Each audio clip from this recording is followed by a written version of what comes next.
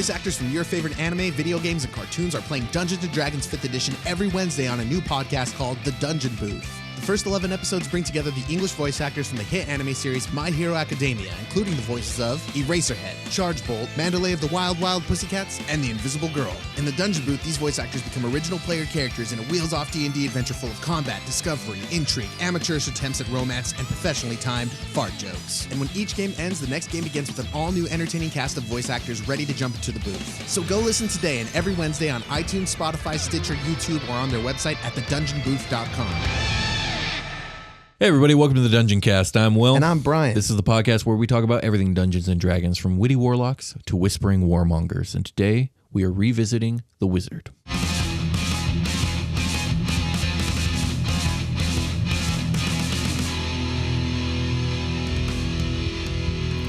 The Dungeoncast. All right, so yeah, we're revisiting The Wizard today. Cool. Yeah. I personally, the Wizard's one of my favorite classes. I think you said it was not one of your favorite classes. It is one of my favorite classes to watch. For sure. It is one of my least favorite classes to play. I never got my letter to Hogwarts, and I'm just fucking bitter about it. But that's reality. Yeah, I think one of the drawbacks of Wizards is they have a really weak, low-level game, but a really powerful high-level game, which is classic D&D. Like, they've done some things to try and change that, and certain groups of the D&D community actually don't like that.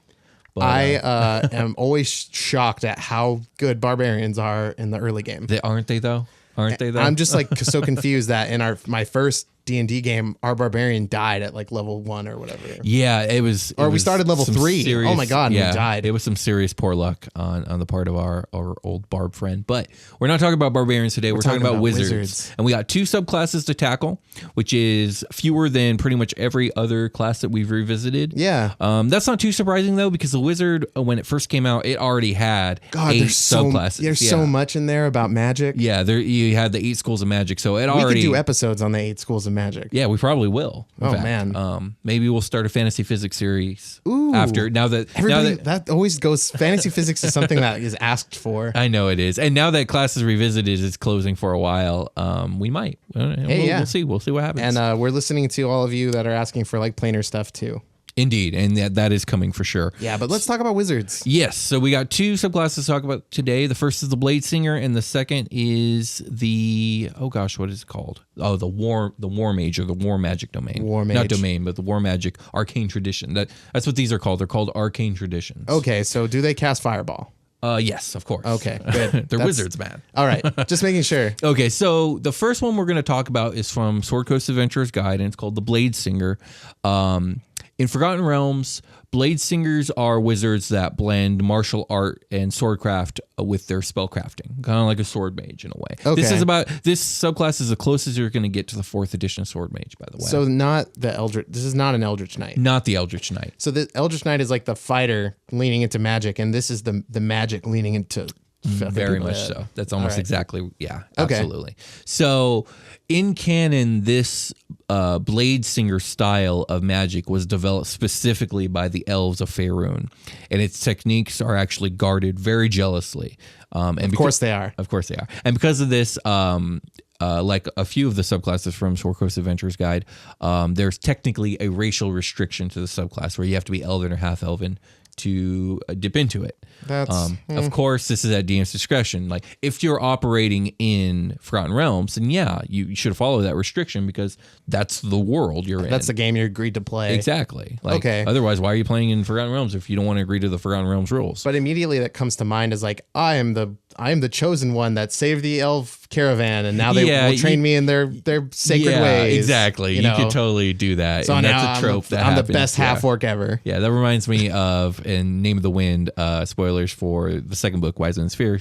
But there is a or do you care about spoilers? Because I can just move on. Just do it. Okay, so there's a group of like mercenary type people called the Yadem, and they have a very advanced martial arts and sword fighting ability.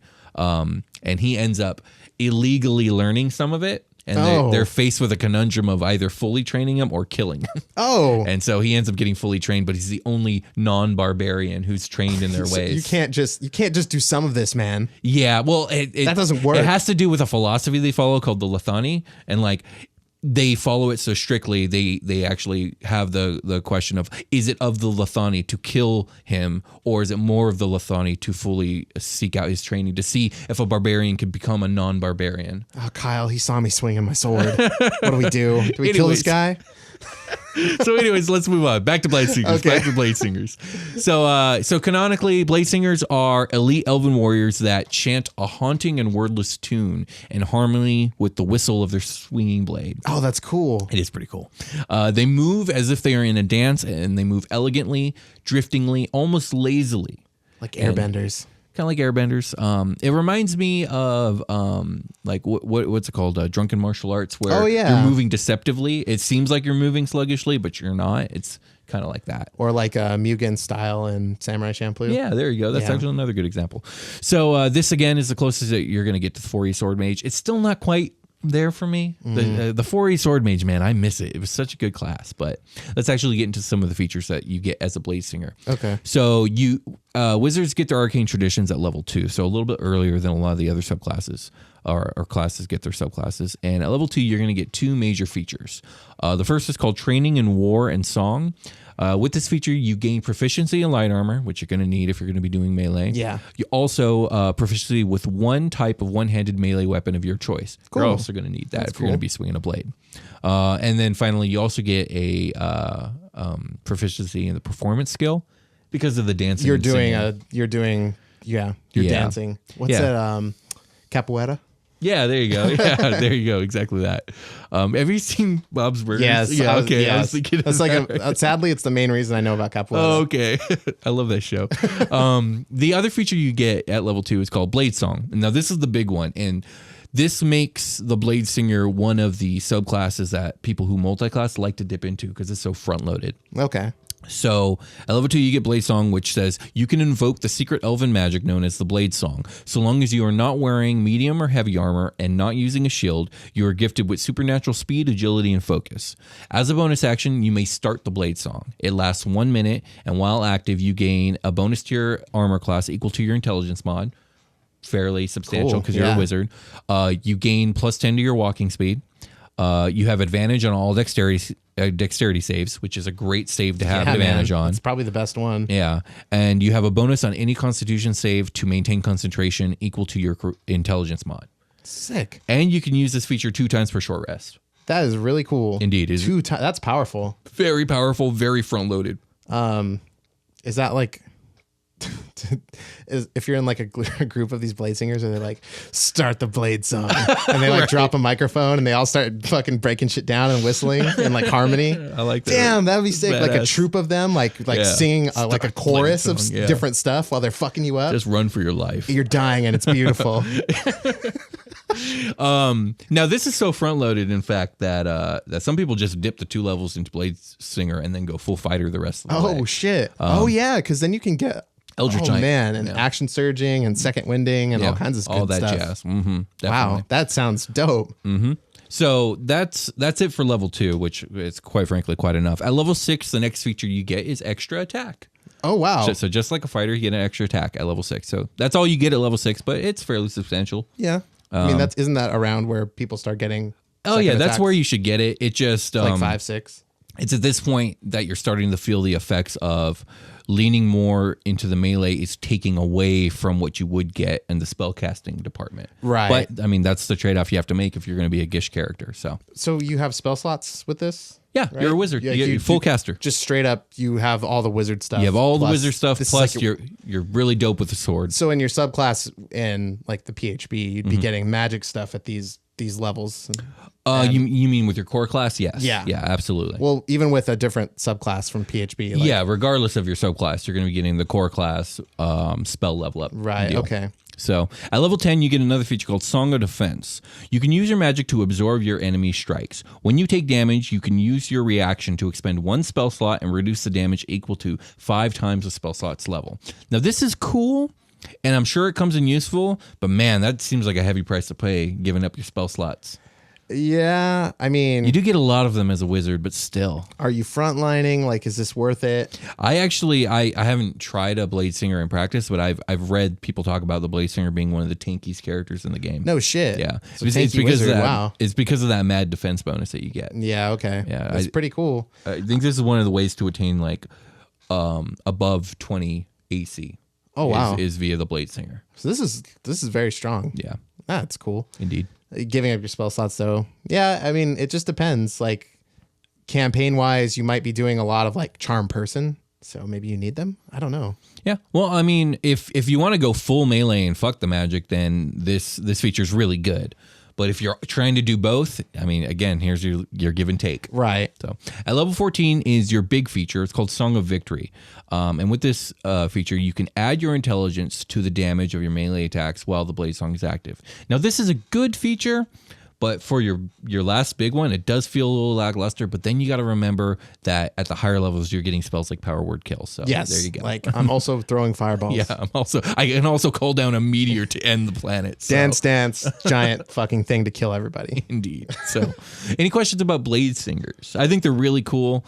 You know me, I like a character that can do a little bit of everything, and that's what a Bladesinger pretty much is. So I'm just picturing, like, have you seen videos of people dancing on subways, like, and doing it fucking awesome? Like, I like have. using all the poles and like handles and stuff to like run up and down the train. Right. It's right. that. It's just that. It's Sure. just people on the subway, but they're stabbing you. But they're stabbing you. But they're slashing and actively stabbing. trying to kill you. They really are. Yeah, absolutely. This is awesome. Yeah, the Bladesinger is a really, really, really cool subclass. It's probably my favorite subclass for the wizard. So we're gonna build a wizard later after the next subclass we talk about. But Will's gonna be building it. Mm-hmm. Can you give us spoilers on what's going to happen at the end of the episode based off of what we just read?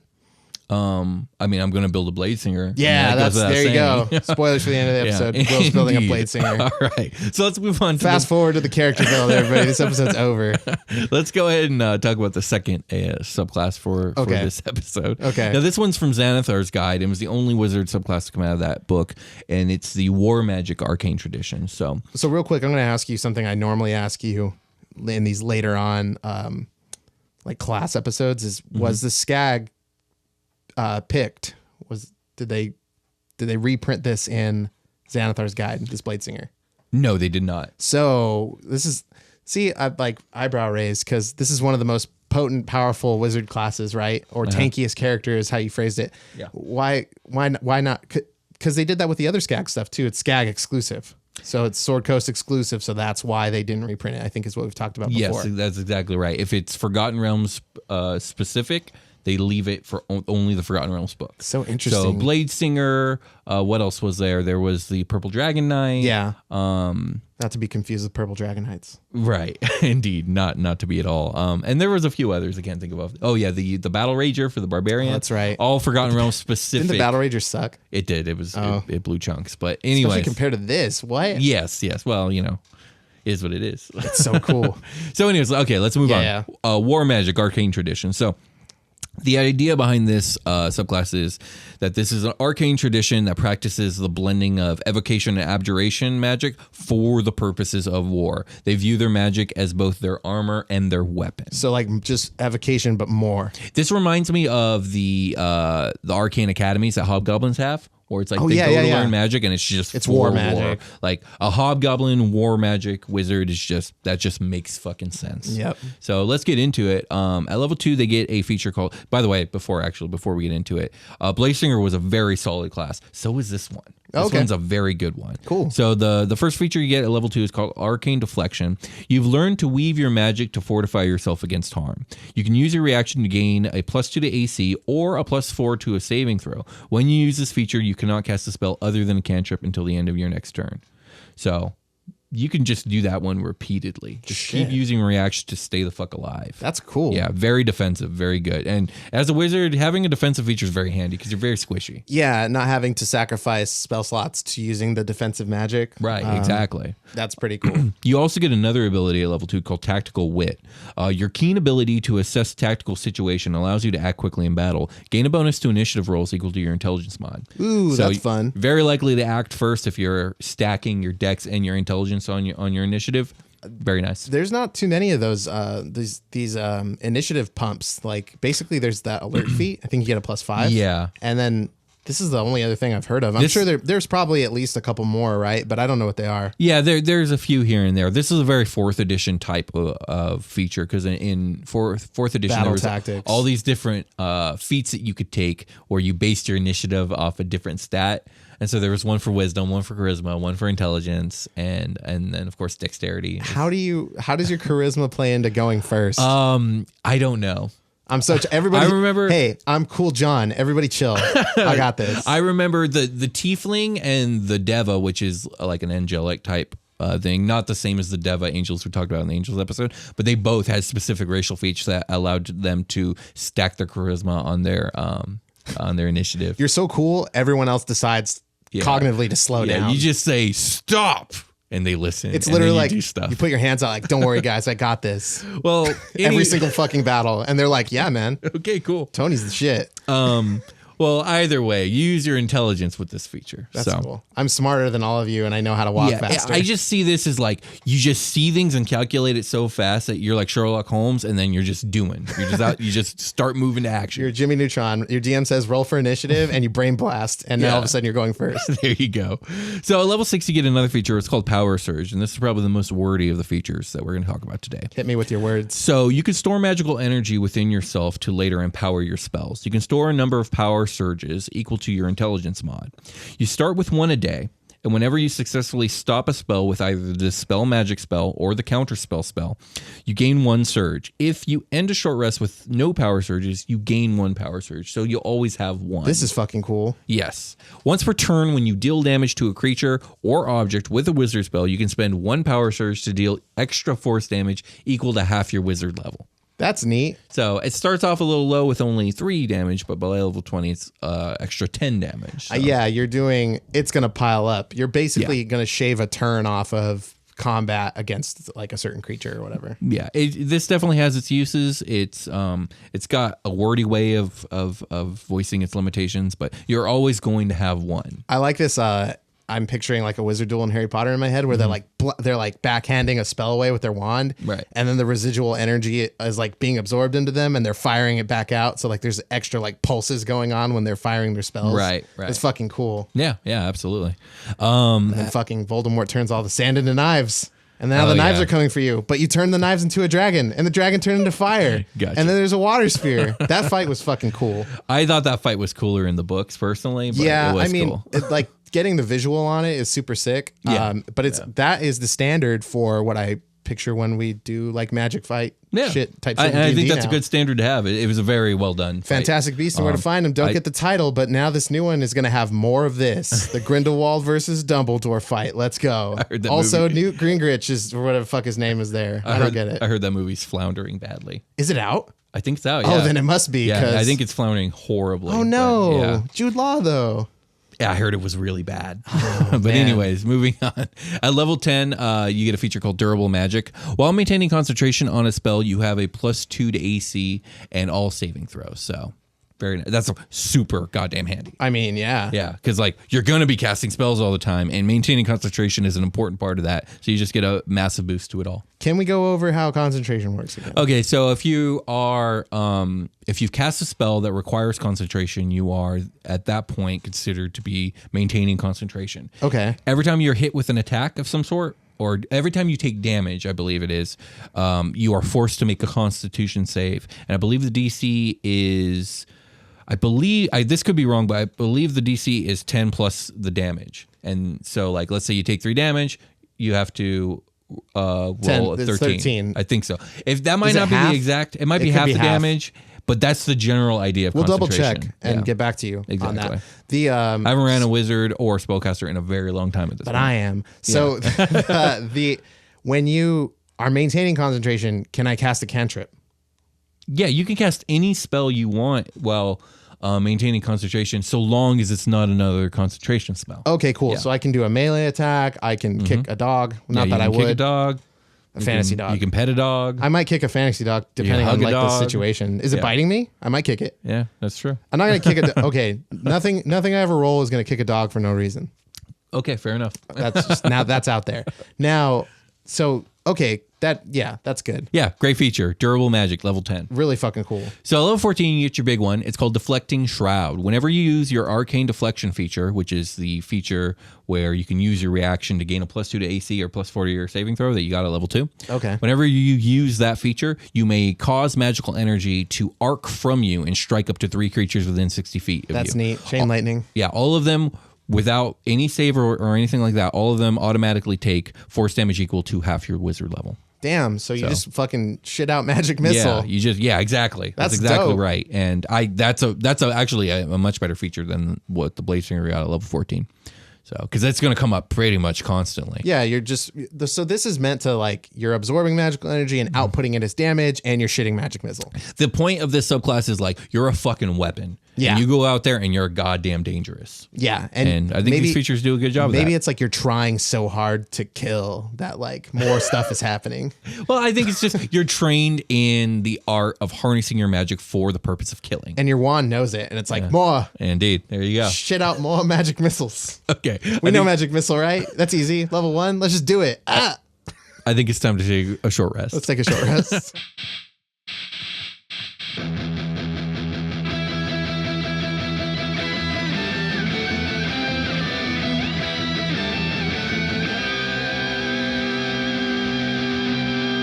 Hey everybody, welcome to the part of the episode we're not talking about the last thing we were talking about. We're talking about how much we love you.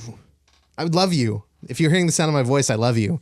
Will, Kate having to prompt you for this. Tell them. I also care for you deeply. You tell me all the time behind their backs how much you love them. I do. Just tell them to their ears. I cherish you. We cherish you. We want to thank some special people that probably are also listening. I hope you're listening.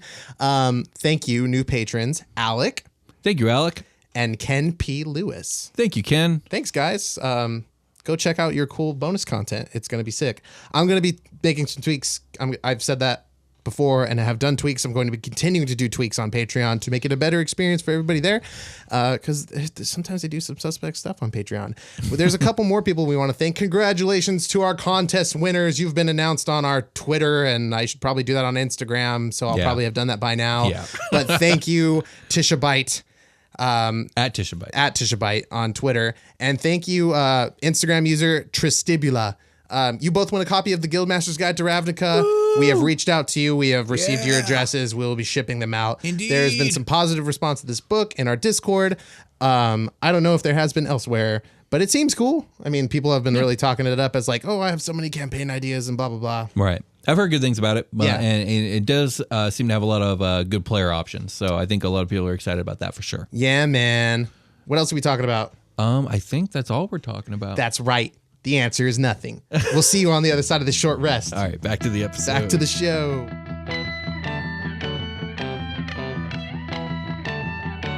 And we're back. Yeah. And I've built a character, or at least I've come up with a character concept. Yes. And I'm very excited to explore.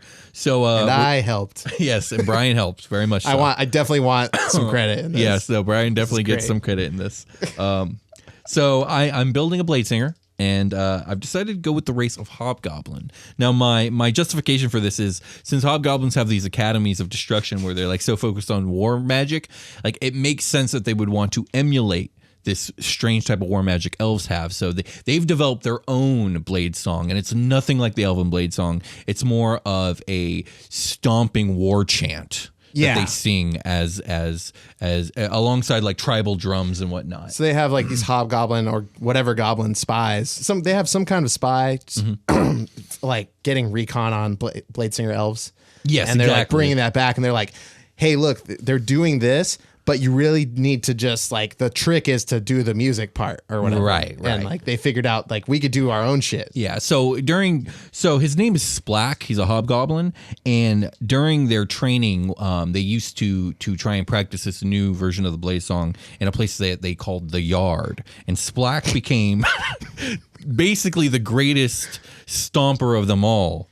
And he would stomp the yard with much expertise and vigor. Yes. Yeah. Lots of people went out to stomp the yard, but none better than Splack. And because of this, he became known as Splack of the Yard. there are lots of like hobgoblins of the yard, right? But like Splack of the Yard is definitely like he's a household name for sure. Yeah, and he, as a matter of fact, he has such notoriety amongst his kind that he has a squad of hobgoblin bards that follow him, and whenever he wishes for the blade song to start, they break out their tribal drums and they just start going at it, and he starts stomping, and Goblin, people start dying. Yeah, and Goblin, he screams, stop. What is it? Start the blade song? Yeah, start the blade song. Start the blade song, and then he starts stomping the yard. Indeed. That's exactly what happens. Well, he pretends wherever he is the yard, right? So let's roll some stats and hope to God that he's actually competent at what he does. Yeah.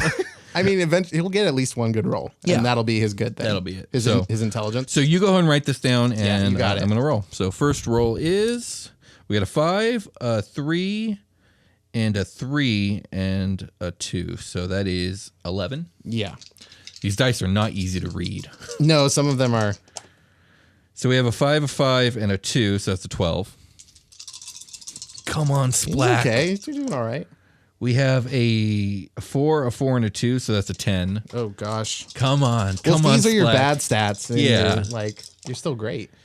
Ooh, damn it. So that's a 5, a 5, and a 1. So that's an 11. Another 11. I'm incredibly average so far. Man. You're slightly above average. So I have a 5, a 4, and a 2. That's an 11. Okay. You're slightly above average at everything. Come on, Splack. Come on, 17. I need you. 5, 5, and 5. So we got a 15. Nice. We got one there 15. There it is right there. Yes. So that'll be your intelligence, That'll right? be, yeah, definitely. So you'll get a +1 to that as a hobgoblin, making you have a 16, which is a +3. Very good. Indeed. So you are good at stomping the yard, but it's because your brains and not your dexterity. Yeah, indeed. Okay. It's why his dancing style is so striking and rigid compared to the elves. It took a lot of studying to do, like, it's a traditional hobgoblin dance that he's converted into the blade song. Indeed. What's my next highest stat? Let me 12, let me my just see dude. those numbers. Yeah. Oh man. Okay, so that 12 is going to go into. You get a +2 to con, right? I do get a +2 to con, And that's probably good for a wizard. I need that dexterity. Otherwise, I'm going to die. Oh, yeah, that's true. So I'm going to put that 12 in the dex to give myself a +1 to dex, and then I'm going to put an 11 into con to give it a 13. Okay. And then everything else is an 11 or 10, so they're inconsequential. Yeah. So You don't need charisma. well, you know what? I get an ability score boost, so I'm actually going to pump 2 more points into dexterity, so I'll have a +2 to dex. Okay. So I'll have. You don't want to do it into charisma so you can help you like get the girl at the end of the movie? No, not interested. I already got my squad of boys. That's true. So I'll have a 10 to strength. I'll have a 13 to constitution, a 14 to dexterity, 16 to intelligence, and then an 11 and an 11 in charisma and wisdom. So not too shabby. So some of the things that I get dark vision. I get automatic martial training because I'm a hobgoblin. We're not going to complain about dark vision? Nah, fuck it. I'm going to. Everybody fucking gets dark vision. Everyone It's gets lame. dark vision. I get a feature called Saving Face where if I fuck something up, I get to get a bonus the next time I try it. Is that how that works? I think something like that. If I mess up a saving throw. Sorry, if I fuck something up. I mean, basically, if I miss an attack or if I fail a saving throw, in order to save face, I get a bonus to my next attack roll or something like that. if you miss an attack roll or fail an ability check or a saving throw, you gain a bonus to roll equal to the number of allies you can see within 30 feet, which is a minimum of 4 for you because there's 4 dudes playing drums always. Absolutely. And once you use this trait, you can't use it again until you finish a Gotta short or save long face in front of my bros. They're doing bard magic. They're vicious mockering. They're fucking healing you with they're inspiring you and shit. Like you're just, you don't need to be above average. That intelligence true. plus all the bard buffs you are getting makes you just a lethal fucking weapon. The point is, I'm the best the hobgoblins can muster when it comes to this weird blade magic shit. Yeah, like you're stomping the yard harder. They're like, he's stomping the yard so good, but like he needs more backup. So I also wanted to multi-class into fighter for a bit. I'm going to dip for a couple levels. Which makes absolute sense. Yeah, We've so- never multi-classed on the show before. Yeah, we have. What did we do? Yeah, we honestly my first character that I built was a multi-class, the barbarian. God, are you talking to me about something that happened like more than 2 days It ago? was quite a while ago. Yeah. So I'm thinking 4 levels in wizard. We're gonna make a level 6 character. So 4 levels in wizard, 2 levels in fighter. I'm gonna roll some hit die. I'm starting off with a level 1 with HP of Let me see, 6 plus 1. So 7 HP is what I'm starting with. And now you're rolling 4 levels of wizard? Yeah, so 3 levels actually. Oh. So 5 plus 1 is 6, so that makes it 13. Plus another 6 makes it 19. Nice. Plus not another 6, but 5 makes it 24. And then I need a D10, please. Yeah, you do. That's a 12, because it has a 12 on it. But this one, my boy, that's a 10. Right. So I'm at 24. And that is a 5 plus 1 is 6, so that's 30. And then finally, that is a 2, so plus 1 is 33 HP at level 6. Oh, okay. So, it is what it is. Go listen to the Warlock episode. We have built weaker characters. Indeed we have. So for the first 2 levels of fighter, I'm going to get the second wind ability, which is always nice. The action surge ability, which is excellent. And then for a fighting style, I'm going to choose the dueling fighting style to boost my damage output with melee attacks. On the wizard end, I'm just getting a bunch of spells because that's mostly what wizards get. But no way. Yeah, I'm serious. Right? Also the ability score boost, which we already factored in, and then obviously the cantrips. I think this guy's going to focus with like green flame blade and sword burst for the cantrips. Nice. The melee related ones, because he's going to be all up in the fray. Blade wards for cowards. So yeah, Splack of the Yard. This dude's definitely showing up in our current D&D campaign. Oh my god. Splack of the Yard is he's going to stomp the yard. Fucking happening. Okay. Actually, I know exactly where to put him, and it's fairly soon. So hell yes. Well, maybe we can talk a little bit more about that later on. Okay. And I feel like you were hinting at something. Well, yeah. A new segment of the show we're trying out. Indeed. So before we go and take our long rest, we want to make a few announcements. Oh, shit. It's happening now. Oh, it's happening now. now. The new section of the show, the part before the long rest. Yeah. Anyway. So we have a few announcements to make. The first announcement that we're going to make is we've actually just recently launched a gaming channel called TDC Plays. It's on YouTube. That's right. And right now we only have 2 series going on. I'm actually playing a couple games with my best friend and my sister, Kiki. Me and her, we're playing a Pokemon Heart Gold randomizer Nuzlocke, and we're also playing a horror game named Outlast. And later on, probably pretty soon, I think Brian's going to be getting some videos on the channel. Yeah. And you'll definitely be seeing other members of the Dungeoncast crew. Josh Freeland and Jake Cazzato will probably be coming on. And and then me and Will will eventually do stuff together, and we'll probably, maybe we're all going to play Diablo? I don't know. I'm so down, dude. I'm so down that to play sounds some Diablo. dope. That sounds dope. I need a capture card, but I basically wanted to start something called I'm thinking about calling it, and like trademark the Diaries of a Smash Brother. Okay, I like that. Where That's pretty cool. Super Smash Brothers, is it out now? No, it's about to come out, when you're hearing my voice. It'll be out by the time they hear this. Yeah. Oh shit. Yeah. Anyway, I got really heavy into Smash 4, and I felt like I could have breached into the competitive scene with tournament play. Yeah.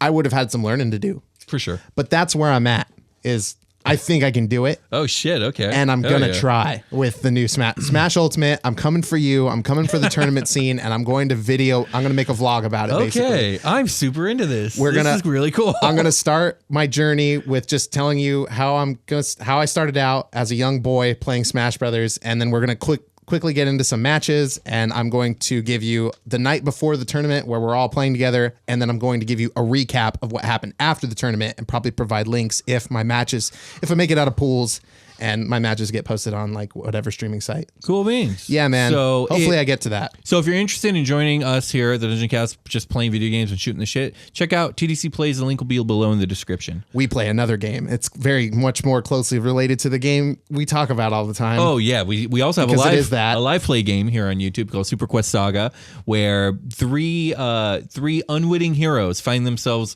blasted 100,000 years into the future into a space opera adventure. 3 people. Stop me if you've heard this. 3 people that are nothing like each other, hanging out all the time, nonstop. Basically. In space, though. That's you probably with space elves and fucking space elves. Yeah, lots of space elves and space goblins. I'm pretty sure one of the space elves is Darth Vader. Giant spaceship fights, and it was awesome. Laser pistols. Yeah, I have 2 laser pistols. He does. He totally does. I don't even need a pistol. He doesn't. They're aesthetic. But he has one. Yeah. Besides Super Quest Saga and TDC Plays, is there anything else we just want to bump the Patreon one more time. Like, thanks for everybody that's been coming into Patreon. If you are a $20 patron, Thank the gold tier. Thank you guys so much. Oh yeah, we got new mugs. We have new mugs. Shout out to Demogorgon mugs. What the fuck are you doing? Oh, sorry. The new mugs. The new mugs. Sorry. We got new mugs. You can see the art of the new mug on Instagram, probably Twitter. I'll share it in on the Twitter. Discord. It's lots of places. We don't even fucking talk about it. Okay. We're moving. We got new mugs. There are new mugs. They have art on them. Yeah. Also, shout out to our Discord. I was gonna be really pissed if you know. I just thought you were gonna shout something else out. Shout out to everybody on our Discord. Thank you guys so much. Thank you to the moderators and the people that are being super duper friendly in there all the time. There are a lot of new players asking for help and getting it. Yeah, and I'm just I see that. It's really cool. Soaking that love up. Yeah. And there's a lot of cool, funny channels in there that I love to participate in. Absolutely. Check out our Discord. All the links to all the things we talked about below. Notes below. And with that being said, it's time to take that long rest. I think we're going to call it a game and take our long rest. We'll talk to you guys later. Okay, bye.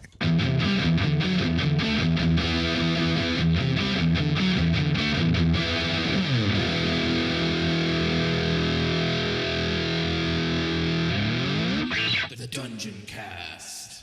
I feel like I'm in the zone. I feel like I got that one so quick, so shit. good. So We're juicy. in the zone. Indeed. Watch out, everybody. Let us into our zone.